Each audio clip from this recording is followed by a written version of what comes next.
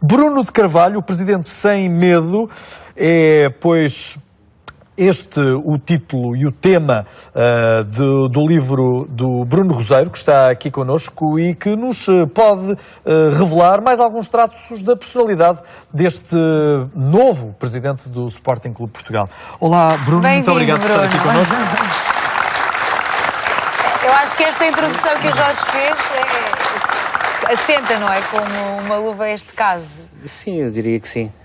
Apesar de haver apenas um capítulo só especificamente sobre o presidente do Sporting, portanto, desde o nascimento em Lourenço Marques, a sua viagem para cá, a ligação ao tio-avô, que é a ligação que dá o título ao livro, portanto, Pinheiro de Azevedo, e depois temos também uma explicação, no fundo, tentar desconstruir um bocado o que é que aconteceu para o Sporting passar de um patamar onde muita gente colocava demasiadas questões para um clube com aquela dimensão, para um patamar que nesta altura já se começa a ajustar ao passado do clube.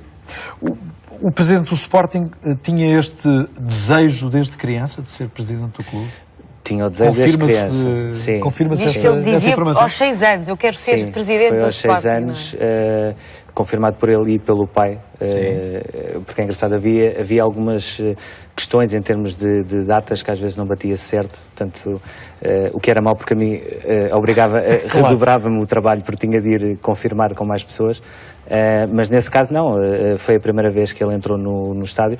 Com essa curiosidade, qualquer miúdo de 6 anos, aquilo que diz é: eu quero jogar ali, quero estar onde estão aqueles jogadores. Mas realmente querem estar com a bola nos pés e não à frente do clube, não é? E ele queria ser presidente do Sporting e 35 anos depois conseguiu. Esta pose, que é provavelmente a pose oficial de Bruno de Carvalho, de braços cruzados, acompanha-o desde criança? Sim, isso assim foi engraçado. Que ele gostava de se mostrar. Cá está ele na praia. Foi uma coincidência que eu reparei nas fotografias que eu fui recolhendo. Com 4, 10, 39 e 41 anos, estava sempre com essa pose. Portanto, daí essa curiosidade e de terem também entrado essas fotografias, porque de facto parece que é uma pose que nasceu quase com ele. É uma pose em comum. E a sua vida até chegar a presidente do clube é também uma vida tempestuosa, pelo menos tempestuosa no sentido de tudo aquilo que faz, falo a seu modo. Com marca, com garra. Com marca, com garra, vincando a sua personalidade. Sim, isto é quem o apelida de força de natureza e sempre foi assim. Sempre pareceu com várias pessoas, dezenas de pessoas com quem eu fui falando que se foram cruzando com ele, mais na adolescência e depois mais numa fase adulta, sempre o descreveram como tal.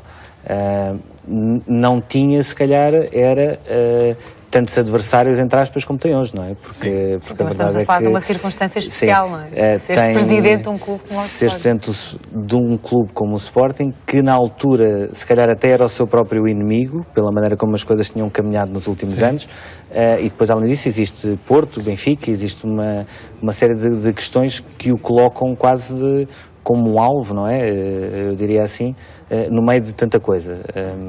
Durante a sua vida não pareceu uma vida pacata, comum. Sim, comum, dentro dos traços de personalidade que muitas vezes agora são identificados. Uma pessoa com não diria uma vida normal, mas que se foi preparando, e isso consegue-se perceber muito bem, que se foi preparando para este momento de cumprir o sonho de ser presidente do Sporting. Mas sempre muito adepto, não é? Vimos nestas vimos aqui imagens de... que eram adeptos do Sporting, pintada à Juveléu. Ele demonstrava. Pertenceu mesmo à claque, não foi? Ele pertenceu a 2 claques, primeiro à Juventude Leonina, depois à Torcida Verde, sendo que em paralelo foi acompanhando isso com alguns estudos. Portanto, ele tirou a licenciatura em Gestão, mas ao mesmo tempo foi tendo alguns cursos, tirou o curso de treinador, tirou depois um mestrado em gestão desportiva, portanto, tudo aquilo que são ferramentas que são necessárias para um presidente do Sporting ter noção um pouco de tudo. E é curioso que o pai, que identifica muito bem e consegue até prever algumas reações, acaba por dizer que foi a única coisa que não reparou. Isto é, por exemplo, quando é criado o site do Centenário, por exemplo, quando ele faz tudo isso, ele realmente nunca parou para pensar o que é que ele está a fazer. E no fundo estava-se a preparar para ser presidente do Sporting, algo que conseguiu cumprir. O que é que profissionalmente fez Bruno de Carvalho até chegar a ser presidente do clube? Teve algumas empresas no ramo da construção, depois acabou por sair da construção antes, ou portanto, antevendo um pouco aquilo que iria acontecer no ramo da construção, aquela queda. Nos últimos 2, 3 anos antes de chegar à presidência do Sporting, teve muito ligado à Fundação Aragão Pinto, que é também um dos seus traços, e ainda hoje se nota muito que é uma preocupação que ele tem. Isto é, pode ter 1001 reuniões das coisas mais importantes do mundo, seja futebol, seja finanças, etc., mas consegue ter sempre um tempo para a questão da Fundação, saber quais são os projetos, onde é que ele pode ajudar, tudo isso. Suscita imediatamente a pergunta que levará a perceber como é que se conseguiu construir este livro, porque tendo Bruno de Carvalho uma agenda que, se ele dispusesse de mais horas por dia, teria essas horas ocupadas, como é que conseguiu entrar na vida de Bruno de Carvalho? Foi, a parte da vida foi um bocado lateral também, foi um pouco a falar com várias pessoas que foram convivendo com ele. Especificamente sobre as questões do Sporting, eu lancei o desafio.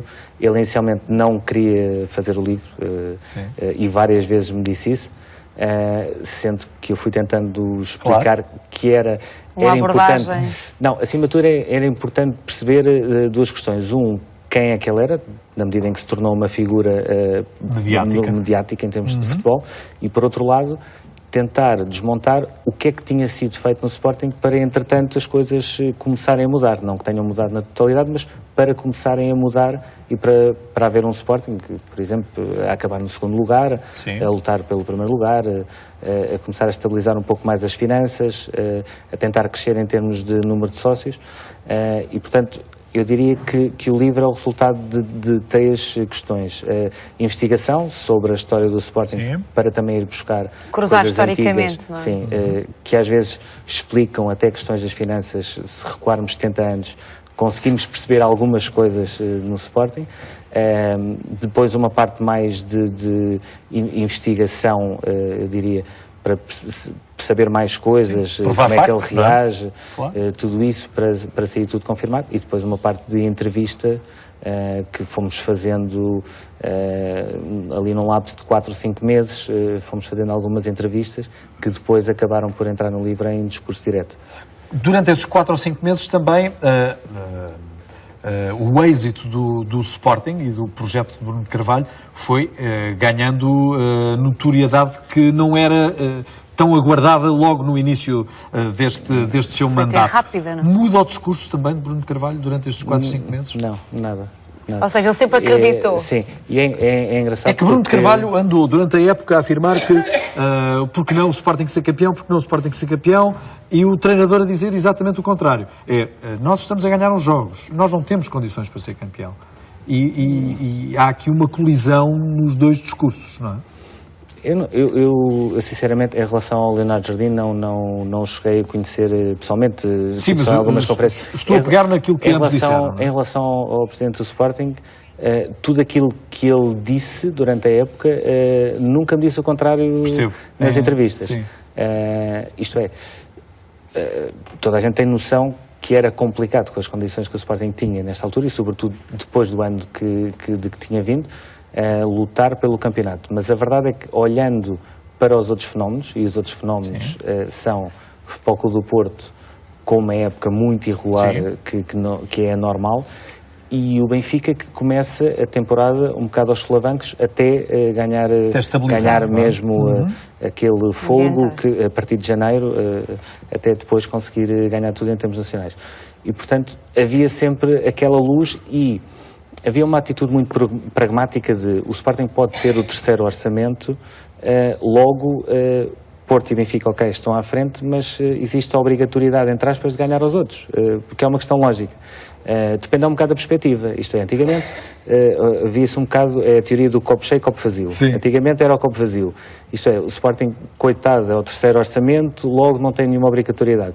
Agora não, agora começou-se a implementar, na minha ótica, uma cultura de exigência que faz com que, se o Sporting tem pelo menos o 3º orçamento, Então, pelo menos em terceiro tem de ficar e tem de tentar ir lá mais para cima, que foi o que acabou por acontecer. Tinha uma ideia sobre o Bruno Carvalho que se alterou depois de o conhecer, depois de estar estes meses com ele? A única, não foi bem uma alteração, foi aquilo que mais me impressionou é que o ritmo de trabalho dele é muito maior do que eu poderia imaginar. Ainda maior do que aquilo que nós temos ideia. Muito mais, isto é, eu sabia que as primeiras 2, 3 semanas tinha sido uma loucura, claro, em Alvalade, até por ser jornalista também andava à procura de informações, factos, de notícias, e sabia que tinham andado a ler milhares e milhares e milhares de contratos. O que eu não sabia é que realmente quando me diziam isto é entrar às 8 e sair de madrugada, que não era uma força de expressão nem um exagero, era mesmo assim. Era mesmo verdade. E de facto é preciso ser uma pessoa com muita dedicação, com muito sportinguismo também, a verdade seja dita, que também ajuda bastante. O sentir. Sim, o sentir e o ter prazer em fazer aquilo também ajudou bastante e isso foi aquilo que realmente me impressionou, não que tenha alterado, mas que tenha, vá lá, agudizado um pouco a impressão que eu já tinha. Quais são os traços de personalidade, se a pergunta for colocada deste modo? Como homem, como é que se pode identificar o Bruno de Carvalho? É alguém como? É alguém que pode ser diferente no sentido em que, quando não é, entre aspas, o presidente do Sporting, é uma pessoa que adora rir, por exemplo, adora rir, adora estar entre amigos, com família. Naquelas conferências de imprensa, ninguém diria, não é? Uma pessoa muito bem disposto, tem uma curiosidade, qualquer história que ele conta é sempre com anedotas, ou conta uma história, ou aconteceu isto, ou é muito engraçado essa parte. Em termos de profissionais, entre aspas, enquanto presidente do Sporting, eu diria que é uma pessoa, por vezes, intransigente na defesa do Sporting, uma pessoa que gosta dos projetos e gosta de definir situações que depois não gosta que variem mediante aquilo que definiu, é uma pessoa exigente com ele e com os outros, isto é, quer mostrar às pessoas... existe para ele, existe também para os outros, não é? Exatamente. Existe exatamente na mesma medida. Na mesma medida, se calhar às vezes um pouco menos, porque às vezes se calhar até exige mais a si próprio do que propriamente aos outros, mas existe esse traço. Uma última pergunta, mesmo para terminar. Alguma vez lhe apanhou uma fraqueza, alguma vez lhe apanhou um momento em que pensasse, já não está a aguentar a pressão? Ou se eu fosse por aqui? Não. Ele, presidente, já não está a aguentar a pressão? Não, quando ele fez isso foi na situação de renegociação. Isso foi logo no início, não é? Exatamente, foi a única renegociação, mas foi uma fraqueza pensada.